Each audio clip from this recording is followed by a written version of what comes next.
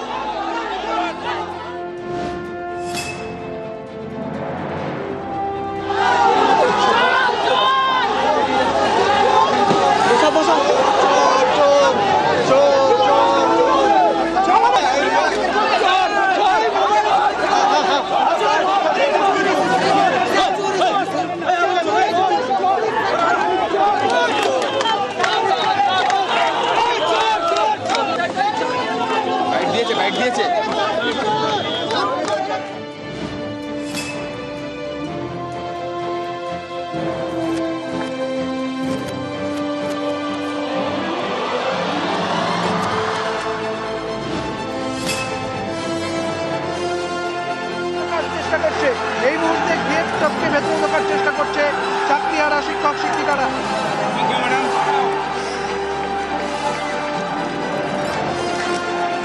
লক্ষ্মী ভান্ডার একদমই দেখো, গেট টপকে তারা কিন্তু ভেতরে ঢোকে পড়ছে।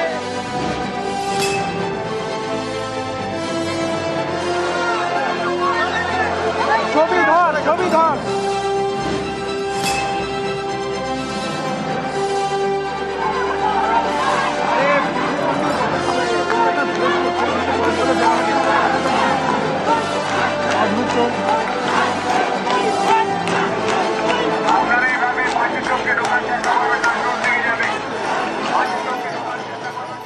আমার সঙ্গে রয়েছেন প্রতিনিধি অনুপ চক্রবর্তী। অনুপ, এখনো পর্যন্ত যা জানা যাচ্ছে রাতভর ঘেরাওয়ের ডাক দিয়েছেন বিকাশ ভবনে চাকরিহারারা।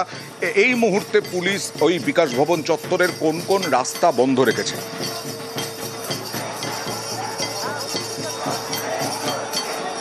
দেখো, পুলিশ কিন্তু ইতিমধ্যে যে সমস্ত বিকাশ ভবনের সামনে যাওয়া এবং আসার ক্ষেত্রে শুধুমাত্র একটি রাস্তা বন্ধ রেখেছে। অন্যদিকে সেন্ট্রাল পার্ক অর্থাৎ সিরিজলা যাওয়ার যে রাস্তা, সেই রাস্তা খোলা রেখেছে এবং এদিকে রাস্তা অর্থাৎ বিকাশ ভবনের সামনে থেকে যদি করুণাময়ী যেতে হয় সেক্ষেত্রে কিন্তু রাস্তা সিজিও কমপ্লেক্স অর্থাৎ ইন্দিরা ভবনের পাশ থেকে রাস্তা ঘুরিয়ে দেওয়া হয়েছে। সকাল থেকে যে রণক্ষেত্র আকার নিয়েছিল বিকাশ ভবন, তার পরবর্তী সময়ে লক্ষ্য করা যাচ্ছে যারা চাকরিহারা আন্দোলনকারী তারা কিন্তু রাত ভোর এই কর্মসূচি ডাক দিয়েছে। এবং ছবি যদি আমি দেখাই, একেবারে ছবিটা একবার দেখানোর চেষ্টা করব। রাতের যে ছবি, এখনো পর্যন্ত কিন্তু বিকাশ ভবনের যে মেন গেট, সেই গেটে কিন্তু এইভাবেই তারা বিক্ষোভ দেখাচ্ছে। এবং বিক্ষোভ যেমন দেখাচ্ছে তারই পাশাপাশি বিকাশ ভবনের যে মূল দরজা ঢোকার যে জায়গা, সেখানে কিন্তু এইভাবে বন্ধ রাখা হয়েছে।